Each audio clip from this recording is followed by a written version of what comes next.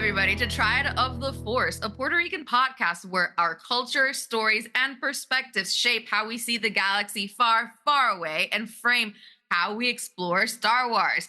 It is the age of MAUL, and we are following this fantastic show today, focusing on episodes 5 and 6, Inquisition and Night of the Hunted.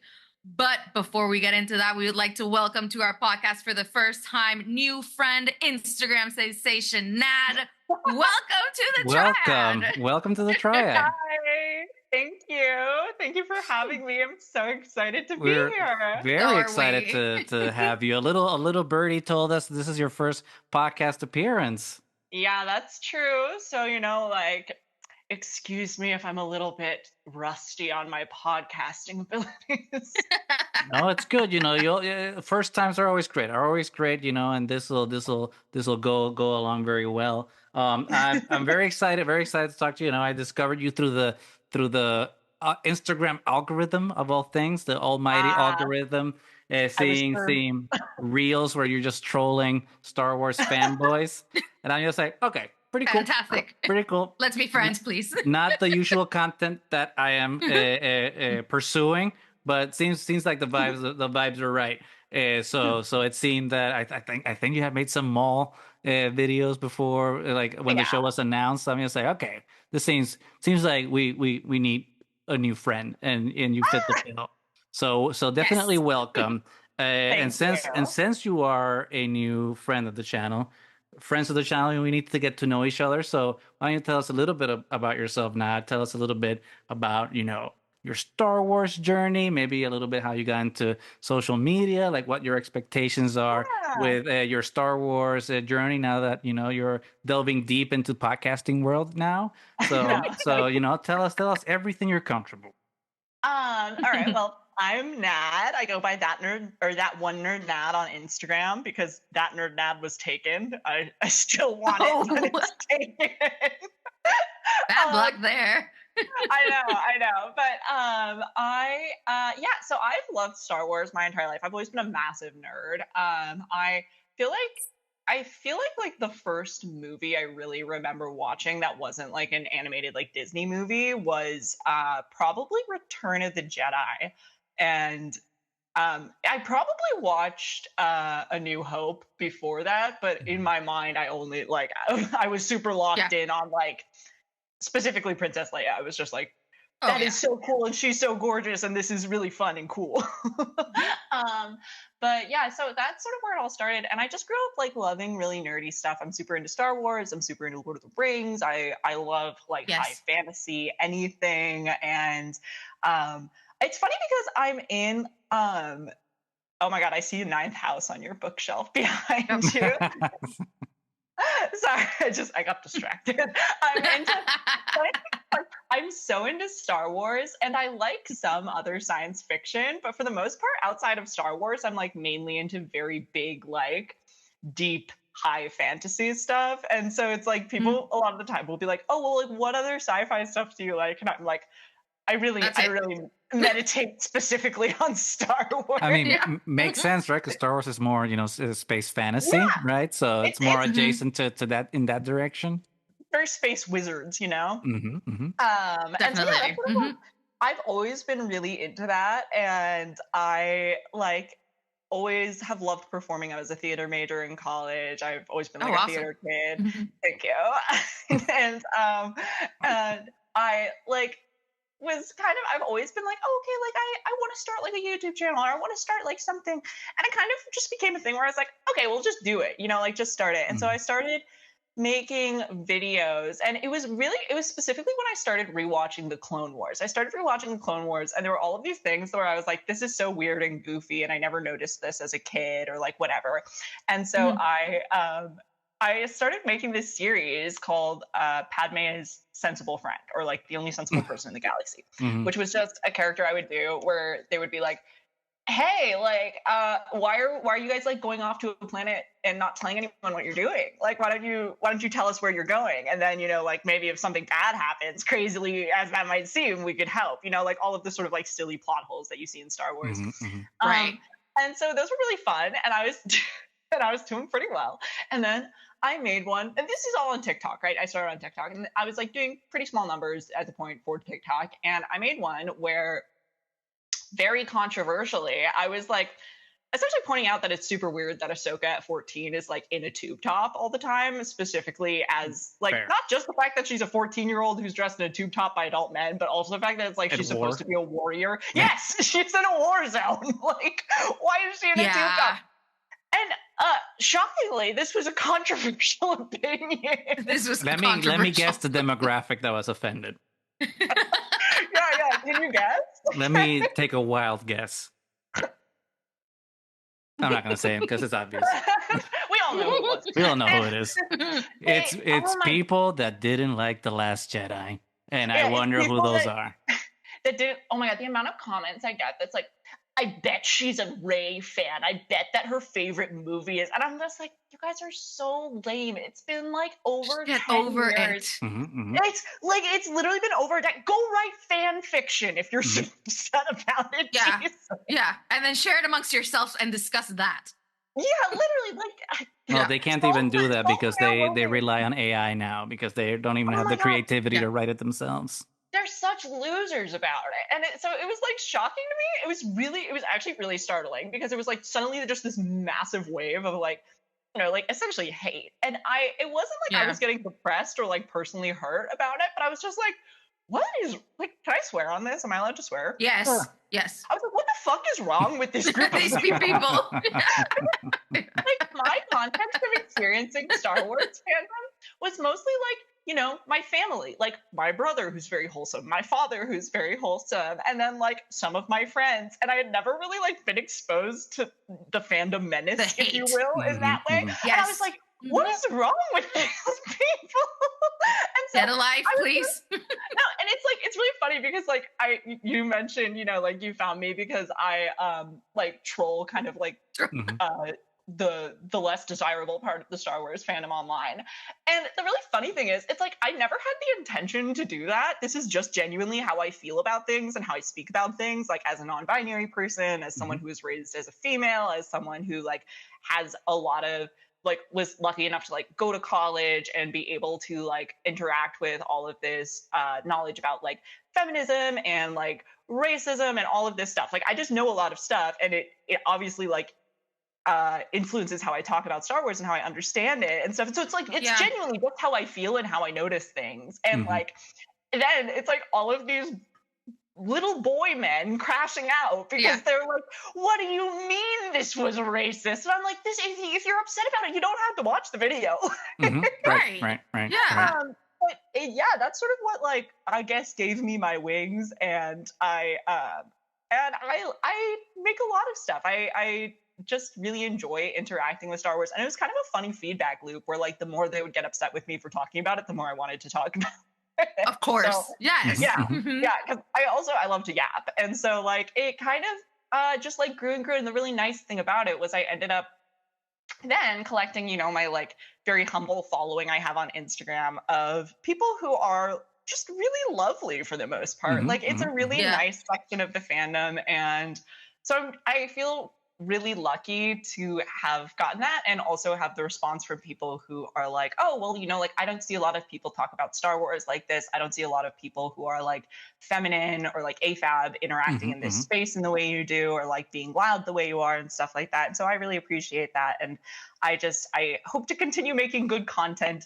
that satisfies people and also, I guess, like pisses off people who are unable to critically think, you know? I mean, if you're upsetting people, especially a certain group of people, I think we're all for that. A good job. You're doing a good job. We are supportive. And it's, you know, it's very, very important now more than ever, right, to have many diverse voices in Star Wars fandom as possible, because it feels like, I don't know what's been happening the last couple of years since, I don't know, 2026, but, you know, some bad stuff has been going on that's been stifling what diversity kind of looks like in fandom for worse, right? Because when we started this podcast, and now is going to be 6 years in August. It looked the landscape looked completely different. Like there was so much more variety and diversity, and now it feels like I mean, I don't know if like people just got a life. But yeah, well, because it's like I always like, I think especially as someone who's like, not a white guy in fandom, you always have a sense of like the fact that fandom is so catered towards like white guys, and that there is like obviously a majority of them, and that there is an unfortunate loud part of them that are very hateful and upset by like any sort of diversity or any sort of like inkling that like the whole world isn't going to be catered towards them within fandom, because like there's actually like a lot of really cool theory about it, but it's like basically this idea that like as a nerdy man you've been sort of like dispossessed from getting to do like regular masculinity of like sports and stuff like that. And so like then you're within nerdiness and you're like, okay, well this is where I can assert like my masculinity, which they see as being like powerful over other people. And so then that ends up just channeling even more hate, because they're like, okay, well, like, how dare you, like a woman of color, be in my space right now, because this is my space where I get to be a real man, which means I'm going to be an asshole to you.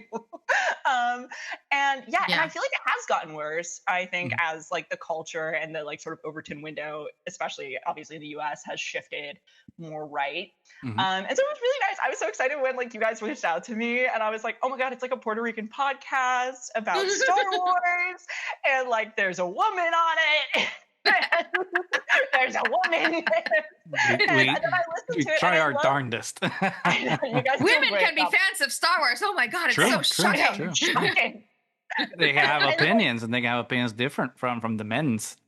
I know, and like also like do it while not. I mean, I don't get me wrong. I love to wear like a sexy cosplay thing, but like we can also do it while wearing normal clothes, which is crazy. Like, but I loved your intro, especially when I listened to the podcast, because I was like, I should listen to this podcast if I'm going to go on. And the intro of you guys being like, where our view of Star Wars is influenced by like us as being Puerto Rican people and like et cetera. And I was like, that's like it's.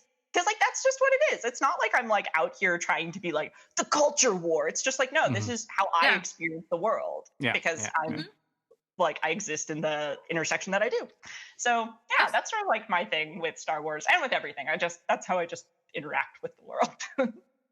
No, that's great. That's great, and it's like we were saying, like it's more important now more than ever, because those intersections are happening kind of less, and even it's not necessarily a burn to our fellow podcasters out there, but a couple of years ago, all the other podcasters were about including diverse voices and elevating each other, and all of a sudden, a lot of people are very quiet suddenly. It's shocking. And we've tried to keep elevating as many diverse people as possible. Yeah, you guys do a great job. I'm a big fan of your work. Oh my God, we're humbled to have you here. Yes, Instagram definitely. sensation, Nad. Oh my God. I know, it's so funny. My sister is like, she's like, Nat's an influencer, and I'm like, don't call me that. I'm not an influencer. Dude, you're hawking lightsabers. Come on. I am. I know. I'm slinging lightsabers. There you go. Really there you go. When sometimes like I have just like crazy imposter syndrome. Like brands will reach out to me, or you guys will be reaching out to me, and I'm like, okay, well, surely I'm gonna go on this podcast and make a fool of myself. Like, I'm like, do I know what I'm talking about? No, and we're gonna prove it. We're gonna prove it right now. Like, you absolutely know what you're talking about. Because we're gonna, we're gonna dive into MAUL, and just like no one expects Spanish Inquisition, we absolutely expect the Inquisitorius, the Inquisitorius here in MAUL Shadow Lord. So we're now incredibly, like, time flies when you're having fun, I guess, and we're past the halfway point of MAUL Shadow Lord, and it's going. It's crazy. Painfully fast. Yeah. What do you guys think of? Well, how much have you guys seen of it? Because I know that you got an early look. So I've been privileged to have seen the first 8 episodes. Okay. So you're not like all the way through. No one is, and whoever claims they are lying. The only people that have seen all of it are Sam Witwer and David Combs. I didn't even know that you could have early viewing, and when you told me that, I was like, oh, that makes so much sense, because like my whole life, anytime I've watched like something like this, I'm like, wow, they're really able to like record and turn it out so quickly. About like they must like do it right after the episode comes out, and then I'm like, oh no, there are just like a lot of creators who get to see it early. Actually, have this ready to go. You'll join the ranks. You'll join the ranks soon. Yeah, you guys gave me hope. You're like political, and so I was like, well, maybe I'm not too pro-Palestine for them to give me an early watch. No. I actually didn't watch it because one of our favorite parts of the show is like doing our irresponsible speculations. Mhm. And I kind of wanted to watch it with everybody else, and as it was happening, so if both of us had already seen it, irresponsible speculation wasn't really going to happen. So I love irresponsible speculation. They get spicy sometimes. Yeah. And we're usually wrong, so that's always a good thing. Is our ideas Mine usually involve like a gay kiss, and I unfortunately end up being wrong about the gay kiss often. Just give it to me, Disney. They're not. Yes. Disney can't say gay. Give me the lesbian kiss I want. Yeah, you can set it up, but you can never pull through. Close. You got close in the acolyte with the lesbian witches. A little bit. But let Ahsoka be gay. Oh, come on. You're gonna, Filoni's gonna give her a boyfriend in season 2. It's gonna be such a lame boyfriend too. It's gonna be a self-insert. Yeah. Proud. They're gonna do that. But let's dive into MAUL Shadow Lord episodes 5 and 6. We're past the halfway point now. With Inquisition, we get. I mean, now it's a good segue because we were talking about Ahsoka, and we got our boy, the first brother, Marrok, coming in, and he's not made of green dust anymore. He's a real boy, and he comes in full force to be dark and evil and do some good Dark Knight tropes, showing up in the shadows, and scaring people. But before we get going into all the minutia of the episode, let's do some quick reactions about how everyone felt about the episode. Nat, you're our guest, so you get to kick things off. How did you feel about this duology of episodes? I really, really liked them. It really felt like, I feel like I'm like still experiencing all of the, like, I literally just like kind of rewatched them, but I'm still like, oh my God, like the way that they string these episodes together, because it is so different from like the Clone Wars where you get like, the vignettes, sort of like the little boxes of things, but then they'll like jump around. It really is like on just like an endless shift of time, sort of. And so I'm like, okay, wait, what happened in this episode that didn't happen in the last episode? But I really loved this pairing because it felt so. I'm really glad you said like the Dark Knight, because I feel like overall the show has a very Batman feel to it, right? Oh yeah. But especially these 2 episodes with like the consistency of basically like Devon and Master Docky like running away from everything just consistently through the whole episode, and just like the escalating and escalating and escalating stakes throughout the 2 episodes. Really, really intense. And also just like to return to the concept of like irresponsible speculations. The entire time I watch, I'm always like, oh, that's going to be this. Oh, this is what's going to happen. And sometimes I'm right, and sometimes I'm very wrong. And like when First Brother came out, I got really excited because I was like, oh my God, wait, is this Barriss? Because like, we see Barriss become an Inquisitor. And then I was like, okay, no, that wouldn't make sense for like the timeline right now. But I got so excited, and like I like gaslit myself for like 5 minutes where I was like, yeah, no, it's definitely going to be Barriss. It's going to be this whole thing. And then I was like, nah, that just doesn't make sense where we are in the timeline. So I feel like these 2 episodes were such a like frenzy whipping you up into like, oh my God, like what can possibly happen next? Because it really changed what I was expecting from the series, which I was expecting a lot more of kind of maybe like a slow burn of them like trying to get MAUL, and like, Lawson having family issues, but then also being caught between like the Empire and stuff. But then it was just like, nope, like actually everyone's fucked and we're all running now, and it's a whole problem. So like I think I was just really caught by surprise by these episodes in a way that I wasn't really expecting. So how did you guys feel about them? Nani, this is all you now. Oh yeah, okay. So obviously one of the things I really loved is that the titles of the episodes are so fantastic, and we got those, except for the last one, which there's no way it's finale. We're getting like the actual title of it when we see it, I feel like. Yeah, I think the 10th episode. I would hope so. I would hope so, that after coming up with all these amazing Daddy titles, Vader. we just get called Daddy Vader. Daddy Vader. But we'll get to that. We'll get to that. We'll get there. Yeah. So I think it was really cool, this duality of episodes, because I feel like the first one is kind of more on the slow side, but you get so much information from that Yeah. one episode. And like you were saying, it's just like this amazing build up towards the second one, which has some of the most amazing fight scenes we've seen in Star Wars, period. I mean, it was so fantastic. Yes, say it, Nad. Say it. It was amazing.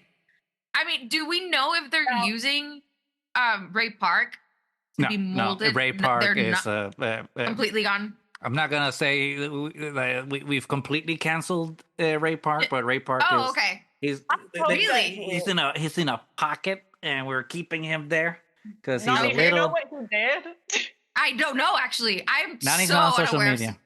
I'm not at all. Just a very brief summary. Ray Park, like, essentially posted like non-consensual, like explicit, or it was, I think, a consensual act, but it was explicit material of like, I think, a past partner without their consent. No, okay, never mind. I retract everything that I said. It's really canceled this person. I know. That is, oh wow, it's a real sorry. It really is. And then he goes into these weird, like shit posting moments where he just he goes on like he goes on crash out. It's very like white man, like middle-aged. Everything that we were talking about before about the the little bully men. He needs therapy. Yeah, well, thank you for clarifying that, because I'm not to have to tell you that. No, yes, sorry, I have to be in this forum. I mean, it's when we're trying to be positive and diverse and all these things, and we have to talk about I was gonna this. tell you were adopted when you came of age, but I'm sorry you had to find out this way. Sorry, we had to. Your dog did not go to the farm. No, Lassie, we just put a gun to her head. Yeah. Wow, that's horrible. So okay, so Ray Park totally canceled. In on that completely. Well, anyway, MAUL's amazing.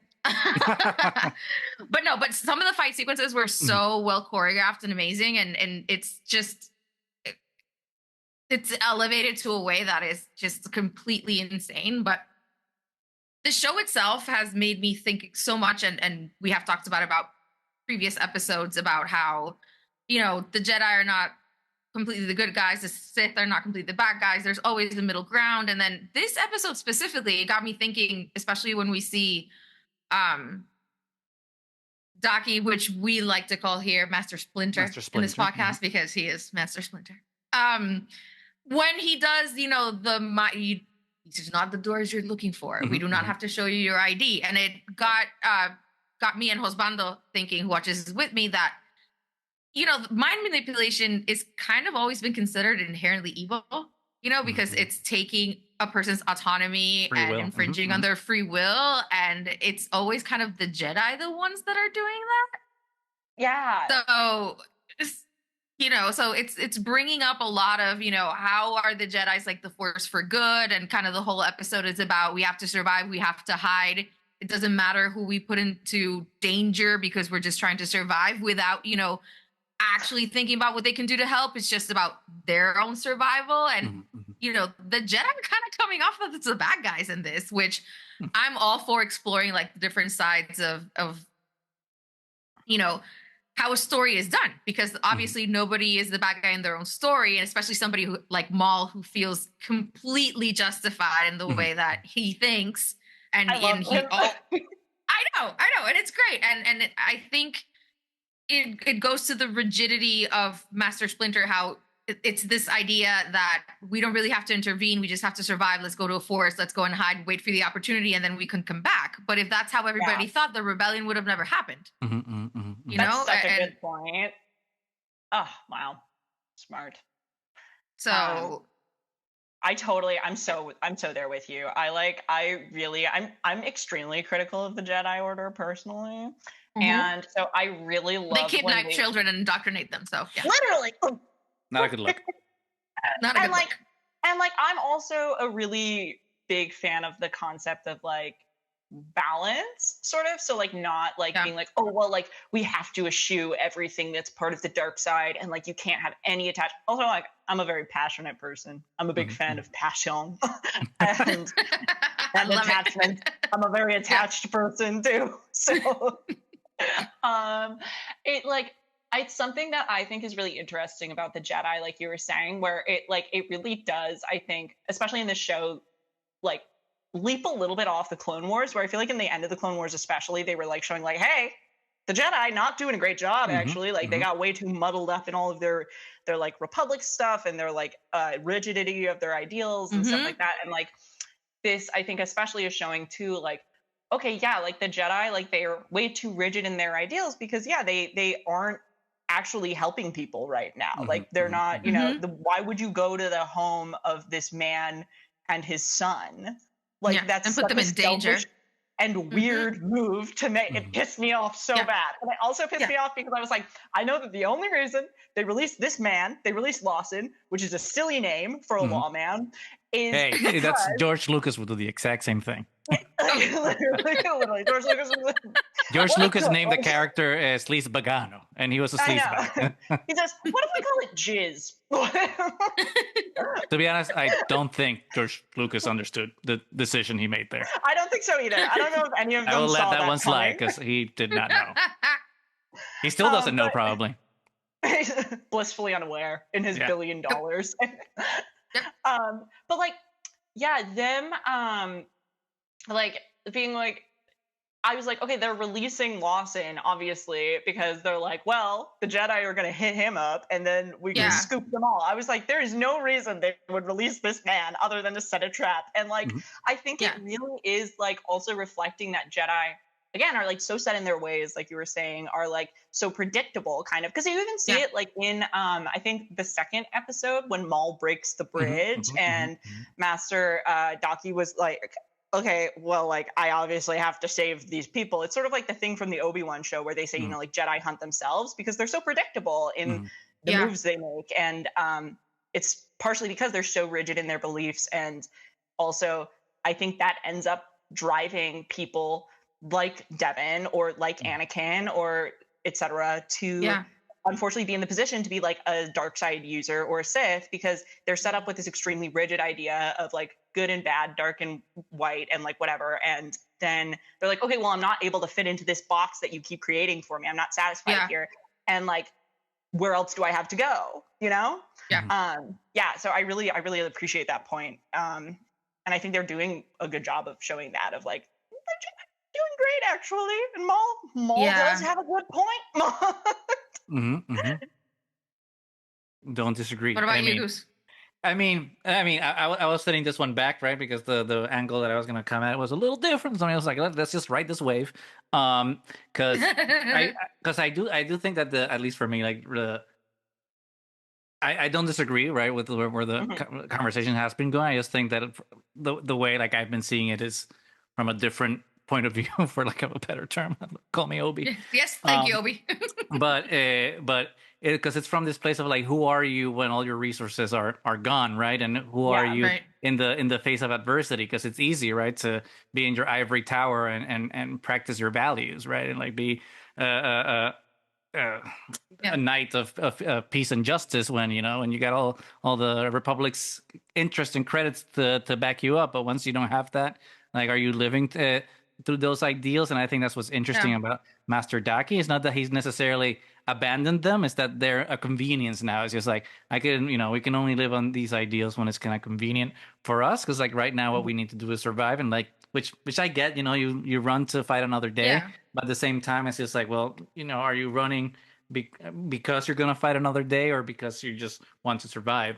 And I think that duality of Master Daki and Maul is what's interesting, right? Because it's the juxtaposition of two characters that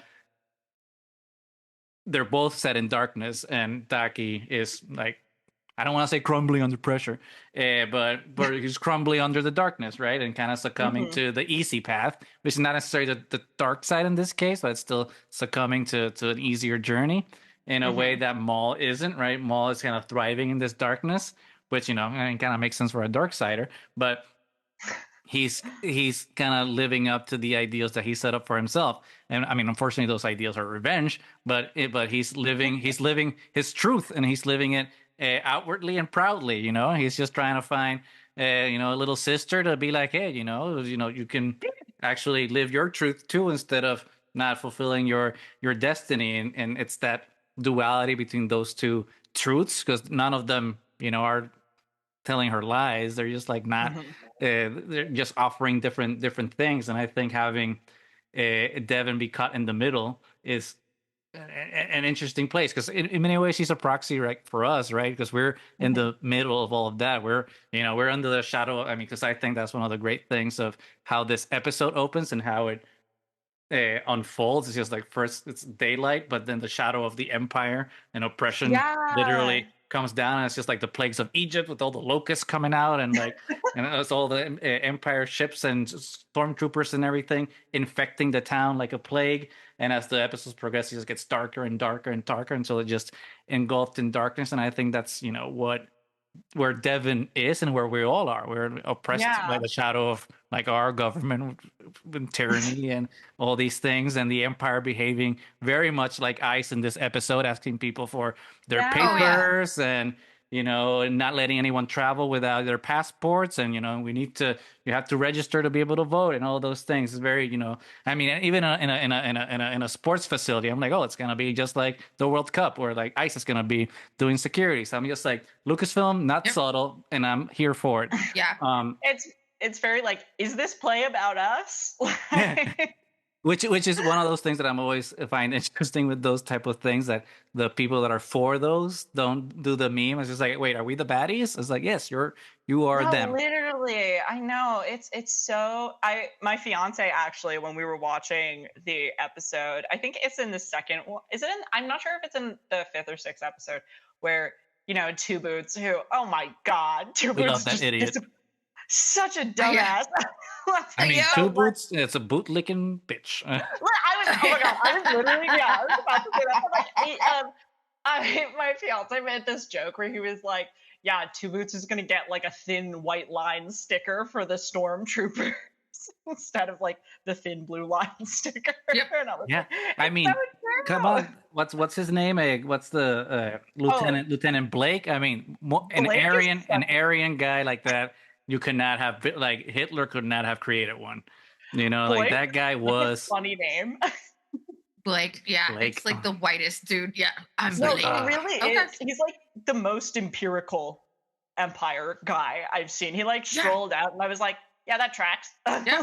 It's like, okay, nerd. Like, okay, no, literally, I was like, where did I write this? I wrote, it's like, oh yeah, like they do such a good job of making like the Imperials, especially I think recently, like so obviously be like, look at this loser who doesn't know how to get power in any other way than bootlicking, and then like this is all he can do. He can't do anything creative. He doesn't have real love in his life. He's just a loser and a fascist. Yeah. And like, they do such a good job with those characters of just being like, look at him. Doesn't he suck?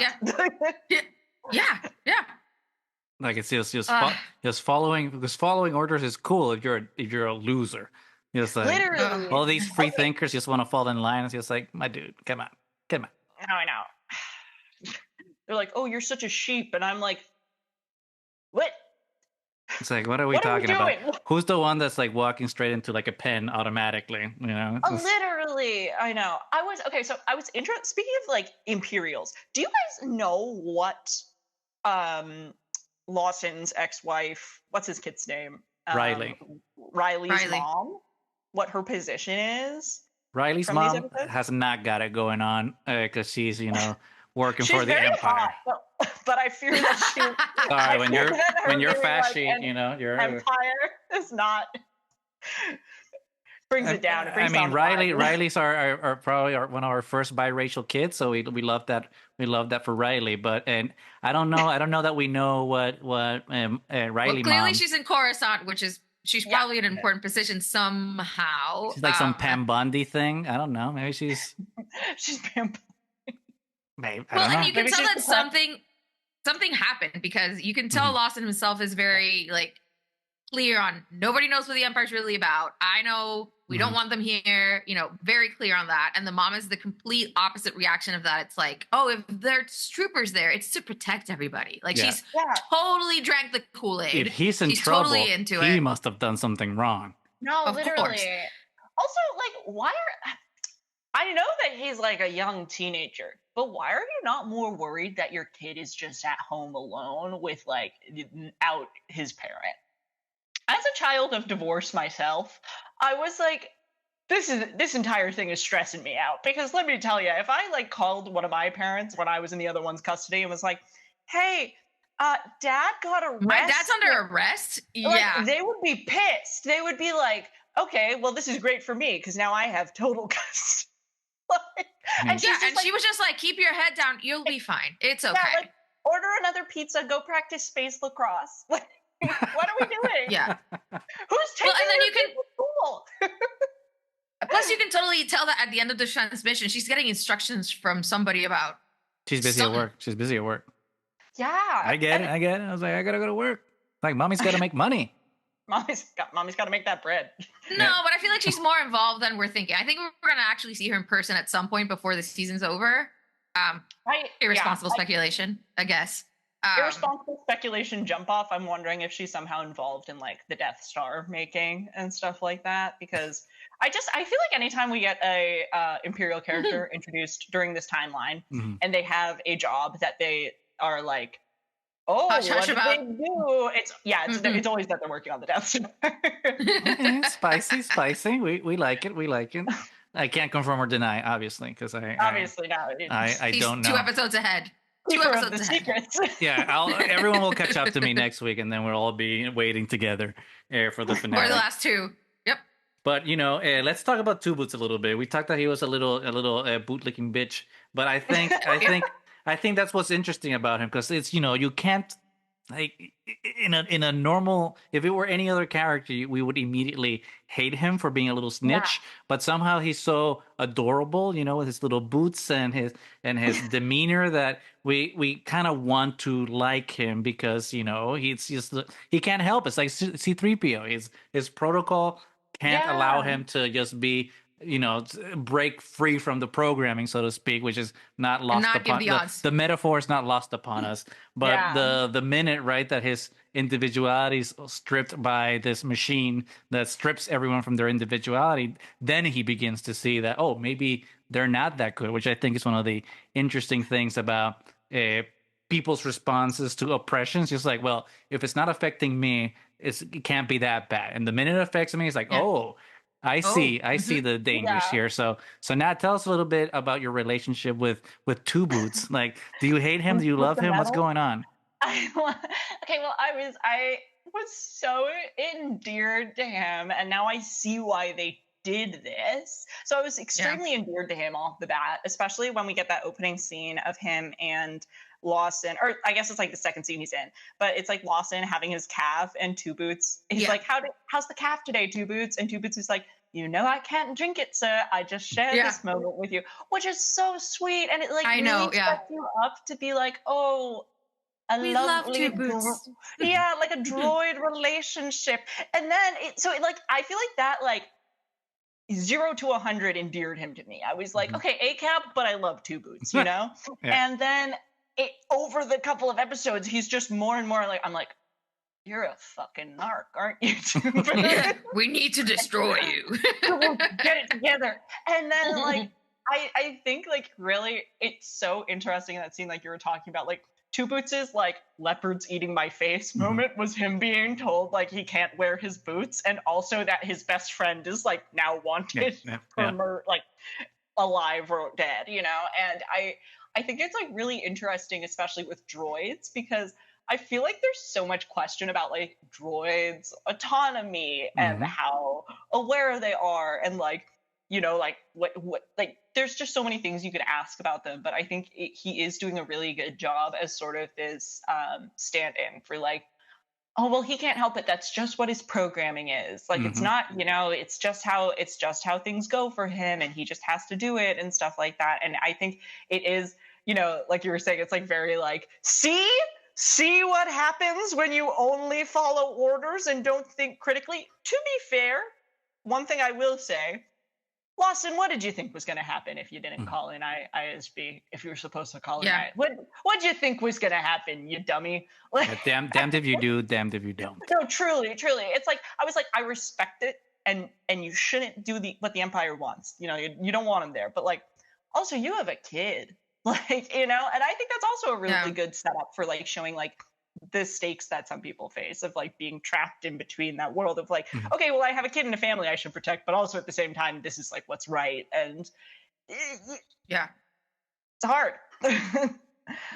Nani, what are your takes on Two Boots? Yeah, I mean, I think he's a really good character for you to show that um duality of I'm protocoled, which happens to a lot of people, because I was raised in a certain way, then I have to follow that protocol and I have to think this way specifically. So so we give them a lot of leeway that way. Obviously, he's a droid, so he has an actual protocol. But at the same time, we see that he is a droid who has not always followed protocol. Like the boots themselves, they're not, regulation. And there's something that puts him apart from other droids. So it's like a mark of individuality. The whole scene with the calf, that's, him having a camaraderie with his partner, which, would probably not be part of the protocol. Him still thinking that, upset that he got betrayed, but because he did it back, oh, we're kind of even. Kind of like this backwards logic of you turned me off, but I told the Empire, but telling the Empire was the right thing to do, and you shutting me off was the wrong thing to do. So we're kind of we're okay, we're cool because this was the correct thing to do. And him sometimes seeing very logical. And seeing things when they are convenient to him, and how he even noticed when he's with Lawson's kid, I forget, Rylee. Yeah, that he's immediately saying at the beginning, like, he's fine. He's just, it's standard protocol for him to be interviewed. It's not something that you need to worry about. Like, just go home. This is what we have to do. But as soon as he's confronted with Blake, and Blake is like, who is this? This is Rylee. He grabs Rylee like in a protective like manner, like, oh, I have to protect him from Blake. His Imperial. Yeah. From Blake. Which you're saying is, they're supposed to, we hate Blake. We clearly hate Blake forever. There's some good Blakes out there. Not this one. This one's a bad one. Hashtag not all Blakes. Not all, oh, I like that. I see what you did there. But it's like this reaction that you can tell that, regardless of what he wants to or not, he is having like emotional reactions to things, and he's about to short circuit maybe.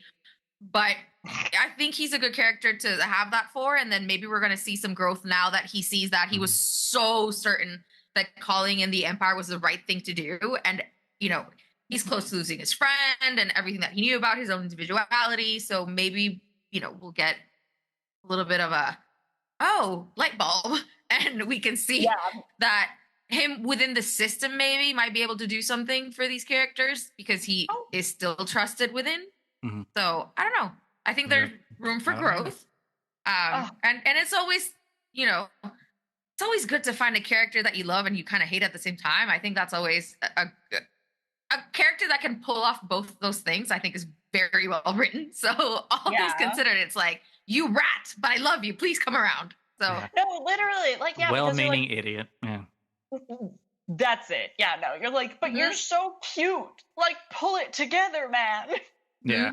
Yeah. Like you're so smart. Like he says it, you're so smart, but you're so dumb. Like use your actual computer brain and to analyze. There are people that you interact with like that too, who are like, very like, especially at work. Oh my God. But they're breaking the law. And you're like, no, but that's not the point though.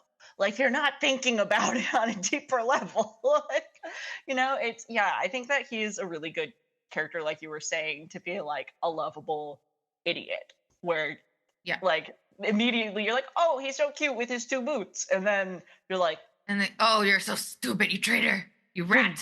Because it's not coming from a place of like what you see with obviously like humans like Blake or something like that of like, oh, it's not with intent. No, exactly. It's like I'm gonna be powerful and like I get all whatever. It's like it's genuinely him just being like, well, this is what like the right thing to do is, and it's like no, but you have to think more, like kind of what you were saying at the beginning about like the Jedi and the Sith and like what's good and bad and stuff. It's like, but you have to think more in like a gray about it because it's like it's not that easy what's like wrong and right. Never call the Empire. Never.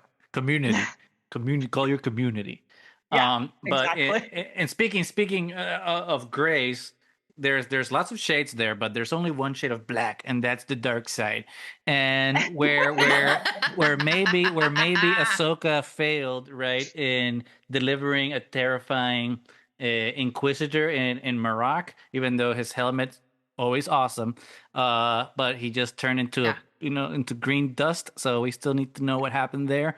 But thankfully, Filoni realized the error of his ways and reformed Marrok in terrifying fashion.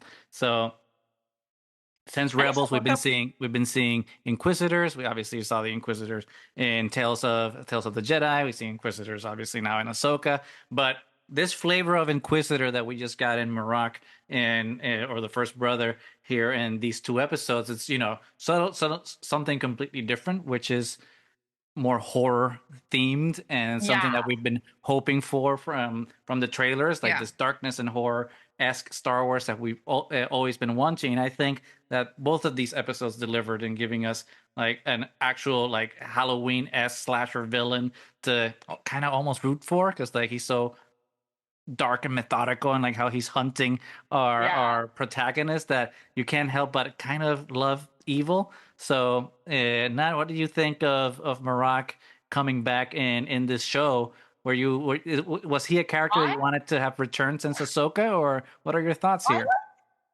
Genuinely like didn't connect that it was the guy from Ahsoka until like quite recently. And so it was like probably like when I was doing my rewatch before we got on, I was like, oh wait, and I think that like kind of speaks about like how much impact he had on me, at least during watching Ahsoka. Yeah. And I think maybe part of it for me is it's like the Inquisitors as a group, I think, are so cool and so interesting. And also at the same time, I'm like, you guys are such losers about this, though. Yeah, so lame for this. Because, okay, so my very sort of special interest within the special interest of Star Wars is like dark side users and the Sith. And the interesting thing about the Inquisitors is they're basically like sort of failed Jedi a lot of the time, or like, the scraps they picked up and stuff like that. And they're trained to be dark side users to a point, but they don't want to train them enough to be like Sith apprentices or anything. Because the rule of 2. So they wouldn't be a okay. threat. Yeah, no, and it's like this whole thing. And then I'm like, also your lightsabers are lame in my opinion. I think it's stupid spicy, that you have I have a heated opinion about the lightsabers. But that's on purpose, right? Like that's what they said, that they have the spinnies because since they're not as good wielding them, they need that to supplement. It's a hack. It's a cheat. It's a cheat. Yeah, I know. It's their AI slop, basically. This is their Chat GPT is a spinning lightsaber. Very, very good. Very good. Yeah, so I was so excited because it was really interesting too when we first get the Empire to come in, and I was expecting to see an Inquisitor step off the Star Destroyer when they landed, and I was like, from the beginning, it's just this white guy. Like, okay, I was like, why is it called the Inquisition? And then I was like, maybe I'm just being dumb. Like, maybe that's not why it's called the Inquisition. And then we get like to your point about like horror. You cut to that scene in the interview room where there's just the claws, the nail marks. That was so. I was like, oh no. And then you see the hands. And I was like, oh, okay. That was so chilling. It was so well done. So well done. It was so well done. And I was like impressed because I do feel like there are multiple times throughout this series they've surprised me with like how they introduce characters or what happens next and stuff like that. And this was one of those times where I was like, okay, well, it's called the Inquisition. We're gonna get the Inquisitor stepping off of I almost called it the plane, off the ship. And then I was like, oh, okay, I guess maybe it's just called the Inquisition because the Empire is here.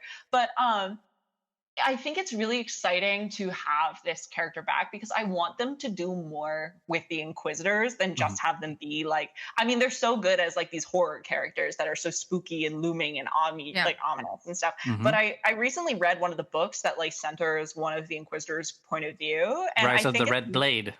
Yeah. Very good book. And, Delilah Dawson's a goat.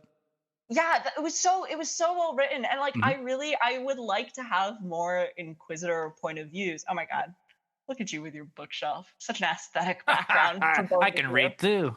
Is that a buzzball? This guy? This is the Coca-Cola thing from Disney World. Oh, okay. Galaxy's Edge. Oh, and that's actually a Lego. Actually. The Star Wars is a Lego. Oh, nice. Okay, well, you can't see my background as well, but I have a bunch of Legos over back there. So I also have cool things, guys. I also nerd that owns things. I'm not a poser. But no, it like I really want to see them do more with like the Inquisitors, and like especially seeing, you know, like that sort of relationship between the Inquisitors and the like Emperor / Vader, because Vader is like actually the one who's sort of more in charge of the Inquisitors and trains them and et cetera and stuff like that. So I really hope that we do get more of the Inquisitor. And I also, this is just me, like anytime we get a character who's always in a mask, I'm like, take off the mask. I want to know what's underneath. We want to see what's there. No, it's like the thing where it's like, oh well, if there's a gun in the first act, it has to go off by like the third act or whatever. And I'm like, okay, well, if there's a mask in the first scene, it has to come off at some point because I want to see who it is. And I think it was like really interesting too with the amazing fight scene we got on the train. Yeah. Because it was like, as you were saying, you know, like, oh, they're not as talented. And so, like, that's why they have, you know, the lame helicopter sword. And yeah, it's their fidget spinner. And, True. And like, and so it was like really, really amazing to have that fight scene on the train with like seeing the Inquisitor go head to head with MAUL, who's like the OG of having two lightsabers, the dual cyber, doing that thing. He's like, back in my day, lightsabers didn't. Back in my day, you had to spin your own lightsaber. Right. I mean, but it's so great though because it's set. One, give me a good fight on a train, and I'm all in. So that was an amazing setup for it to happen. I'm like it was sucker fantastic. For a train fight. Yeah, and then you started with Devon, who clearly is out of her league because she's like a Padawan against an Inquisitor, but she's still holding her own. Like she's on the defensive and everything, but she's holding up to First Brother, which is insane. And like a reflection of her ability and also his inability too. Yeah. Right. That it's like this is supposed to be First Brother, and she's just a Padawan, considered to be barely trained at this point, especially considering she's been on the run. I don't think they've had a lot of time to continue her training. And she's surviving against this guy. So impressive on her own right. But the setup to have MAUL show up is so fantastic. Like, where's MAUL? Right here. Like, from high up. Like, I have the high ground. The whole beautiful thing. It's so good. And then, like you were saying, like, he starts with, like, the one side of the lightsaber turn on. And then, obviously, First Brother starts with the spinny. He's like, really? Hold my beer. It's like, did you see the Phantom Menace? Did you see that? Do you see what I did to Jedi? I was the main guy in that movie. You are an NPC, okay? You know, and then he's spinning his lightsabers faster than Marrok, considering he has, you know, the fidget spinner, and MAUL is doing it all by himself. It's like so beautifully coordinated. And then when you can see Devon thinking about it for a second, should I join the fight? Should I let them destroy themselves? And then that moment that she joins, like, it's so beautiful to have the two red lightsabers with the blue and the whole scene. That entire fight scene was so gorgeous that it's quintessential Star Wars with, because you know that the whole reason for MAUL to be there is to try to get Devon on his side, because it's like when the whole, you know, 2 episodes, it's all about him having the opportunity to leave the planet but wanting to stay because he is that excited about getting an apprentice himself, you know? And when he's told, like, she tried to kill you. Yes. Valiant attempt. No, literally. The mustache. Valiant attempt. She will make a fantastic apprentice, you know? My note for that was that's literally his love language. Yes. She tried to kill me. I must make her mine now. Like, yeah, that's my best friend. Obviously, she tried to kill me. That's just my little guy. But that was so good because I mean that whole how that fight ends, right? It's, I mean, like I was saying, about the beginning of the episode where it's framed with the shadow of the Empire coming in. This episode ends with kind of Devon going into the dark, right, in a tunnel. Yeah. And it's like he's going into darkness and temptation, and then what Maul deeper into the bowels. Deeper into the bowels of hell, right? And in many ways with Maul. And what does Maul tells her something? I don't remember the exact quote, but it's something like, "Now you have seen the face of your true enemy."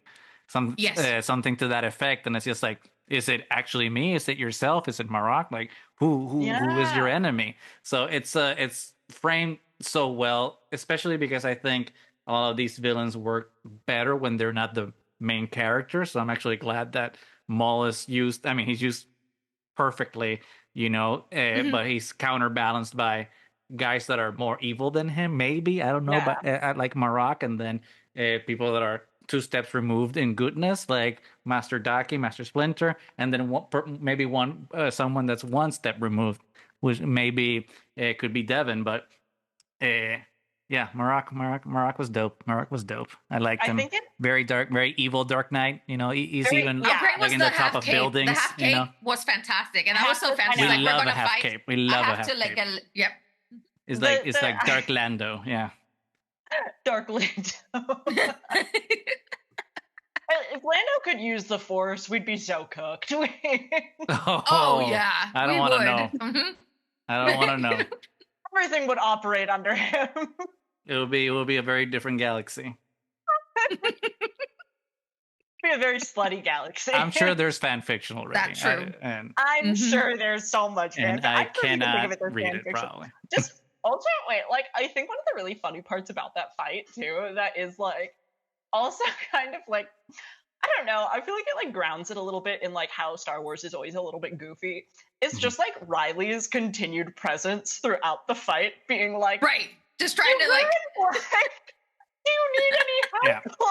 But I think that's a really cool thing about this show, because we've ourselves and other people have talked about this too, where the show is very analogous to Andor, right? In its tone, and Brander and Rylee are those characters that ground the show in that Andor perspective, where it's just like normal people fighting the Empire. And I think that's one of the cool things about it. It's just like what happens when those people all of a sudden meet like these mystical warriors and this Jedi versus Sith what are battle. they supposed to do? They're just like, oh crap! Like I just was at my lacrosse game, and now like this guy in a helmet, it's like, and this cute girl that I was talking to in my room, and I have to clean up. And it's like, what's happening? Suddenly a Jedi. Yeah.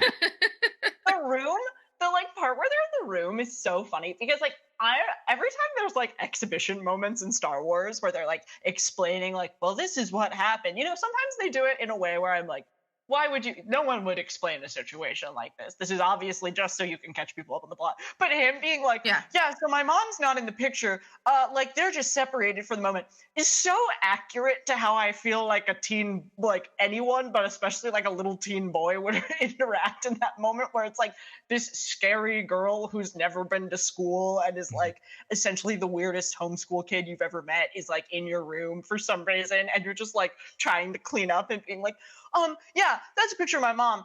She doesn't live with us right now, but like, it's not a big problem. I just thought it was so dear and so Don't funny. look at me as I hide my porn under the bed. Exactly. And she's like, kid, I was at war like 2 months ago, and now I'm running for my life. What are you talking about? She's like, I'm a child soldier. So and I like how she was just like, sports. Yeah. And I was like, my family life was very different. I never met my parents. I was kidnapped. And Master Daki's the closest thing I have to a parent. He might or might not die in the next 4 episodes. Literally, I know. I might have had to run away from Anakin as a child. Yeah. Oh, yeah. True. Yeah. We don't know. Are we gonna get another Order 66 flashback? Also the part where like they're fighting on the roof, and you're like, really? Again, it's like one of those moments where you're expecting it to kind of fall into like classic Star Wars tropes, because I was like, and me and my partner were both like, oh, well, like this is when Master Daki dies. It's like the old master sacrificing himself to save the younger Jedi. And like also he's been coffined for the last like 3 episodes. If we were on the Oregon Trail, he'd be gone by now. But, like, oh yeah. He's like, definitely lasted way longer than I was expecting. I know. Same. I thought he was cooked in the first 2 episodes. At any moment. I know. Wait, is he played by this the Allstate guy? Yes. Yeah, the Allstate guy. Okay, cool. That's what I thought. President at 24. Also, he was the president. Yes, on that's 24. how I know him. I know him from 24. Yeah. Classic. But yeah. Anyways, but yeah, I guess like subversion of expectations, I feel like, because you really are expecting them to do those classic Star Wars tropes of like, okay, well, this is, the Qui-Gon death moment, or this is, like the moment when, like, even in the first episode when she gets arrested, you're like, okay, well, this is the moment where they like expose that they're Jedi and like this whole thing kicks off, and it doesn't. She just like goes and gets arrested and stuff. It's like this. It's always like, I'm always a little bit surprised by the show, even when I like can guess things accurately. I still feel surprised by the show, which I find very exciting from a Star Wars show. So I'm liking that a lot. Yeah, I think the show has been surprising because I was worried, that it would, because a lot of the animation shows have extended seasons, like over 12 episode seasons. So when this got announced and it was just like 10 seasons and we're just gonna drop everything 2 episodes a week, I was just like, we're gonna live with this a very short amount of time, and is the show gonna feel rushed? But the pacing so far has been pretty great, and even though it's an overarching story, like each episode really feels like its own contained story in a way that a lot of like Obi-Wan doesn't feel like it's each episode's a contained story. It just feels like, okay, we're leading into the next scene, and I think this show does a really good way of bridging that gap. So it's been quite the journey, but I think we can dissect this to to so much depth, because there's a lot to really talk about, from Marrok using in Force Echo, like in Star Wars Fallen Order, to MAUL practicing. But I was gonna, sorry, that also reminded me of like when he was using the Force Echo, I was like, take off the mask. I was like, who are you though? You're so into take off the mask. we're gonna talk about, we have to talk about let me make a note here. Let me make a note. Well, because also my understanding is like the Force Echo tends to be more usual with, what's his name? This is embarrassing. Cal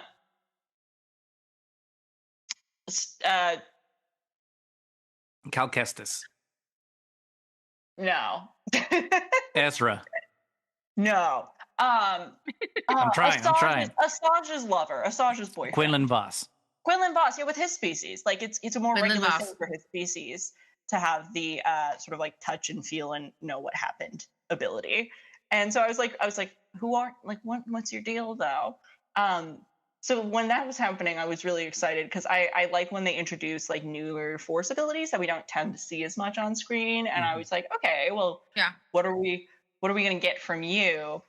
And then also just with the part of seeing MAUL practice, I felt like that was such a like intimate kind of moment to have with MAUL, because like I feel like MAUL, he's such a like character of extremes when we have him, like we first get him as this like character who doesn't talk at all essentially, and is like just so intense and rageful and like all physicality, and then we get him again as like a character who's extremely insane, and then a character who's just so angry, and then a character who's like so lost and confused and just broken. Like out of his and broken in Rebels. And so it's like it's really interesting to see him having this moment of like, I feel like this is the most like poised we've ever seen MAUL be, like for sure. Consistently. Like we're just seeing him consistently be like calm, cool, and collected to like whatever degree he has. And so having that moment of him doing his like practice and going through his forms and like his meditation, I think was like so intimate and interesting, and like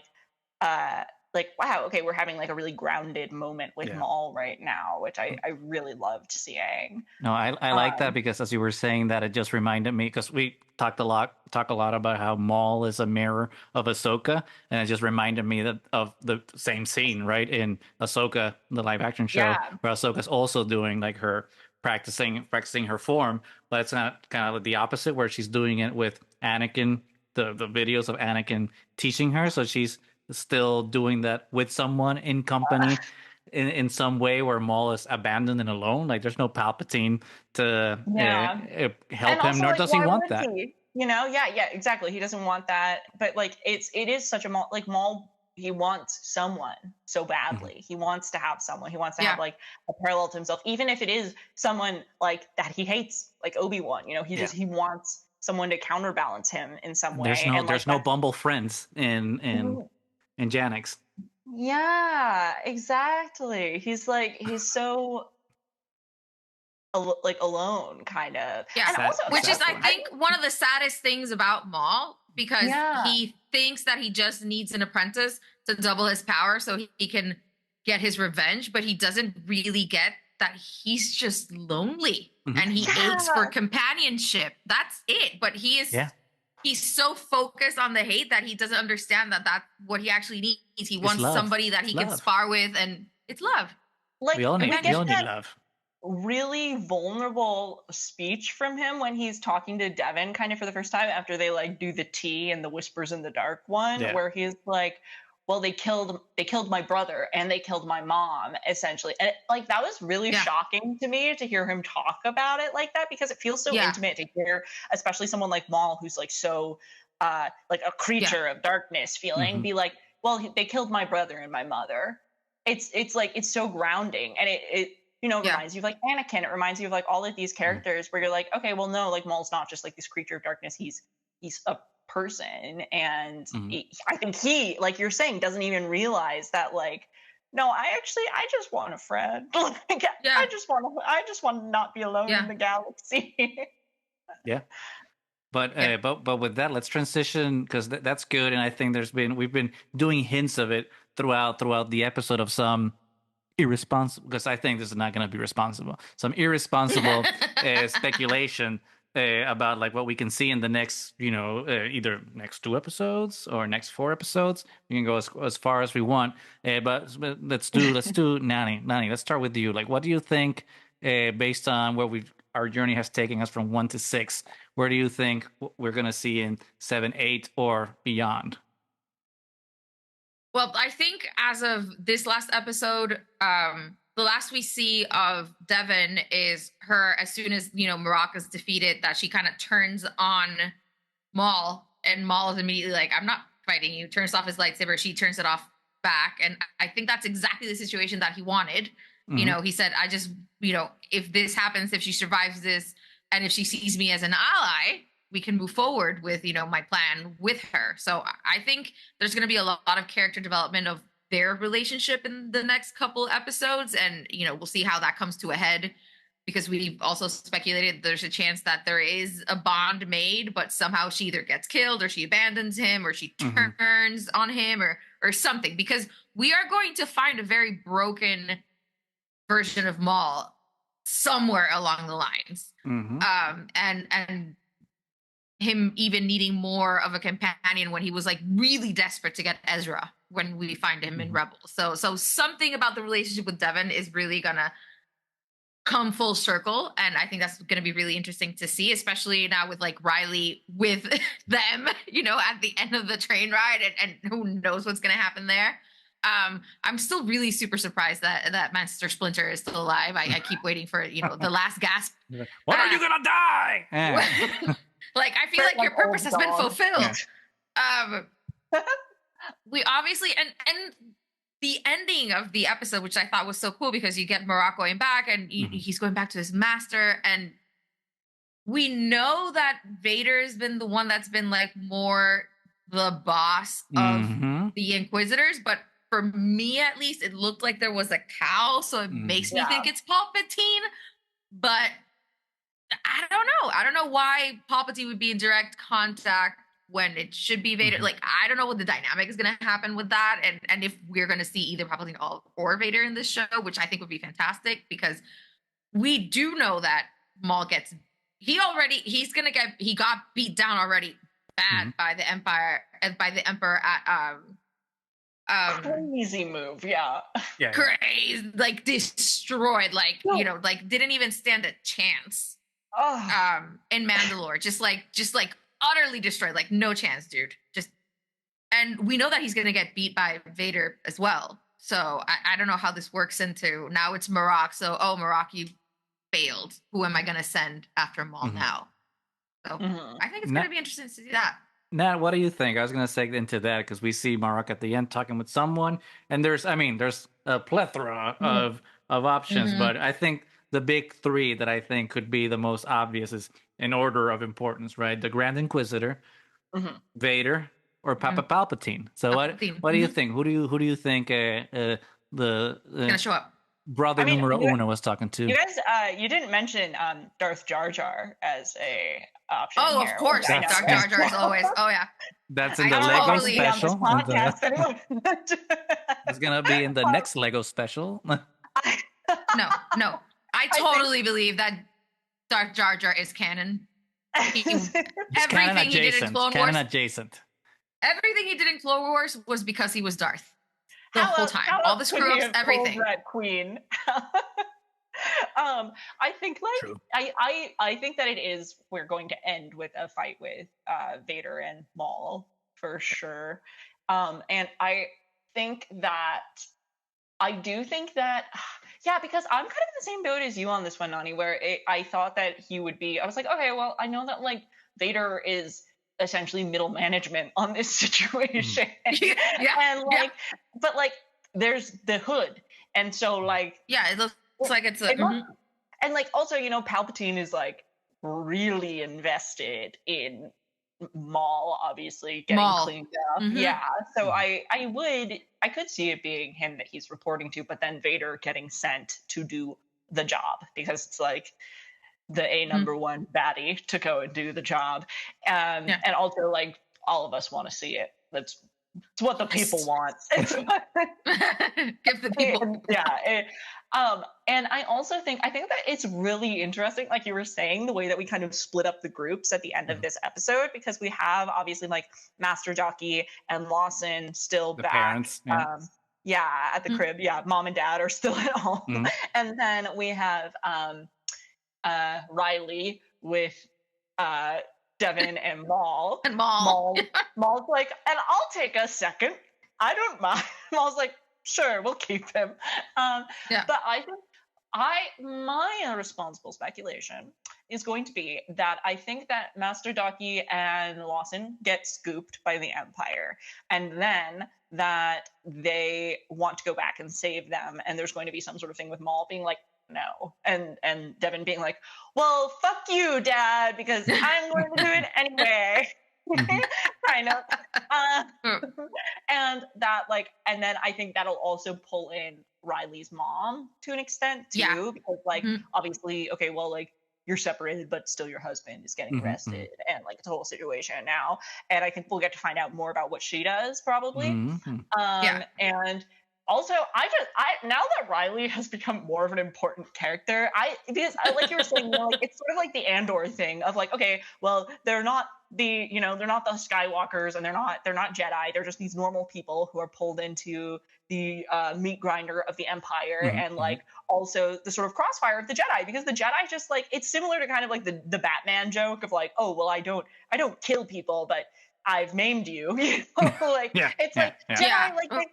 They're like, yeah, we're benevolently taking over your planet. Like it's so, you know, like it's like I'm so interested by, you know, our sort of like normal people who get scooped into these situations. And Rylee is like someone who I was like, okay, well, Rylee's just here to be a like unattended child, basically. But now he's like very much in the situation. And then like, suddenly, like what's going to happen with Rylee now? Like I'm like, well, there are whole worlds that Rylee could go off into. He could end up being a mercenary with like Rook. He could end up doing like whatever. You know, there are all these things that could happen to Rylee now, and I don't know. But yeah, that is my like personal irresponsible speculation for the next couple of episodes, is that we are going to get an arc where like they need to somehow go and save their dads, and MAUL is like grudgingly helpful about it, because he's like, he's just invested on getting the ally.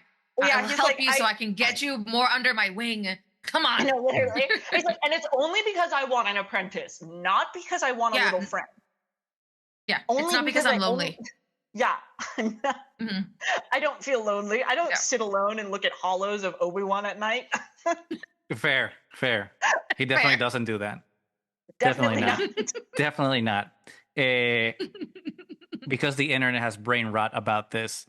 Devon, Darth Talon or not? Don't make this get out of my camp. Brain rot. Gotta do it. Gotta do it. Okay, may I? Feed the algorithm. Listen. Okay. First of all, I don't think that Darth Talon is contemporary with MAUL in like the timeline that Darth Talon exists in, right? I don't believe that they're contemporaries. Are they? Am I wrong about that? I mean, this is all fake, right? True, big and true.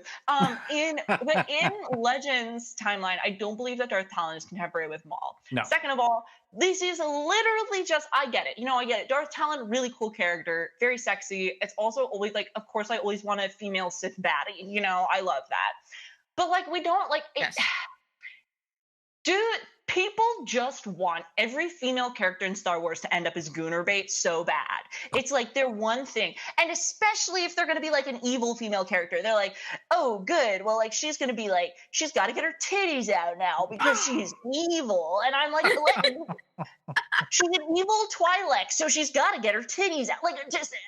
It makes me so annoyed because I'm like, okay, first of all, she's not even the right color. She's pink. She's not red. She's pink. And like, what are we doing? Like we can have a female character who is different and not, just like, not just in the golden bikini, not just in whatever, and like, I love seeing a baddie. I love seeing a baddie with her titties out, right? I'm not anti-titties out. I'm just like, it's so narrow-minded, in my opinion, to be like, well, it has to be this one character, and finally they're catering to me again. Like, it's just like, it's such a nothing burger, in my opinion.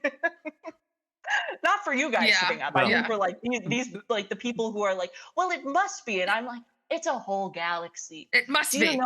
Do you know how many like morally gray or like dark Jedi or like in between Force users there are? So many, and many of them are Twi'leks in colors of off red, I'm sure. Well, that's gonna be a clip. And that is I think that is a good point as any to wrap up this unhinged conversation.